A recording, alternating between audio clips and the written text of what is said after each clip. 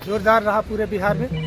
और आप पटना की स्थिति देख सकते हैं, एकदम डेमोक्रेटिक तरीके से, लोकतांत्रिक तरीके से पूरे विपक्ष ने, पूरे इंडी अलायंस ने एकजुट होकर और अब प्रदर्शन किया लोकतांत्रिक तरीके से। डाक बंगला चौराहा हो या पूरे बिहार में, आप सभी जिलों में देखिए, सरकार और सरकार का सबसे बड़ा क्या बोलेंगे तोता, और उसका पपेट बोले चुनाव आयोग, उसकी हालत ख़राब है।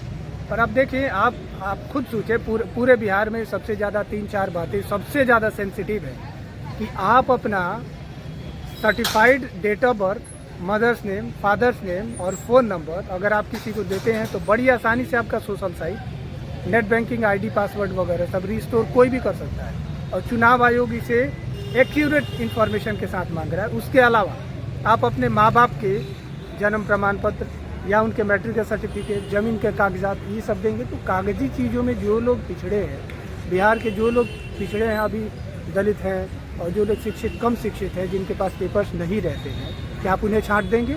ये सबसे बड़ा गंभीर प्रश्न है और बहुत डरावना है। अगर नहीं होता है तो ऐसे लोगों को आप, सीधी सी बात है, एक तरीके से नागरिकता के अधिकार से वंचित कर देंगे, वोट देने के अधिकार से वंचित कर देंगे। और बीजेपी भी बहुत पॉपुलर है, जहां वो फर्जी वोटर्स को जुड़वा के और वोट गिरवा लेती है, तो 10% वोट वो इधर उधर पोलराइज करवा ही लेगी। और मेनली इसी एम्बिशन को ही लेके बीजेपी ये काम करवा भी रही है। नहीं, लोग का कहना है कि यही 2024 में इसी वोटर के आधार पर पार्लियामेंट का चुनाव हुआ, तो 2025 का विधानसभा चुनाव क्यों नहीं हो सकता है? यही तो सबसे बड़ा प्रश्न है। अगर बात सच और झूठ की हो, लॉजिकल बात हो, तब ना हो कि हाँ जी, अगर ये अभी जो वोटर लिस्ट है अगर ये गड़बड़ है तो 2024 का लोकसभा चुनाव भी गड़बड़ वोटर लिस्ट पे हुआ है। क्या ये चुनाव आयोग स्वीकार करेगा? अगर नहीं ये सही है तो फिर विधानसभा चुनाव कराए जाने चाहिए। और इस तरीके के वोटर का पुनरीक्षण जैसा कुछ होना है लीगल तरीके से, तो वो चुनाव बाद आराम से 1.5 साल सही समय लेके किया जाना चाहिए। अभी क्या ये चुनाव आयोग क्या करवाना चाह रही है हड़बड़ी में, ताकि बड़ी आसानी से गड़बड़ी की जा सके।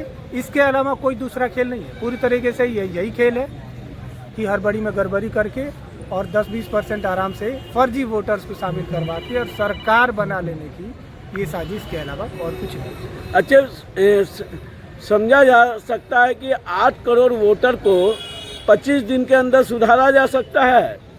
वही तो मैंने अभी कहा कि ये स्कैम है, जहाँ यहाँ के जो मूल निवासी हैं, यहाँ के जो मूल वोटर्स हैं, उनको हटा के और फर्जी वोटर लाने की साजिश रची जा रही है। क्योंकि पेपर्स में वो वैसे भी कमज़ोर हो, तो दिन भर मजदूरी करेंगे, उनके पास पेपर्स इकट्ठा नहीं होते हैं।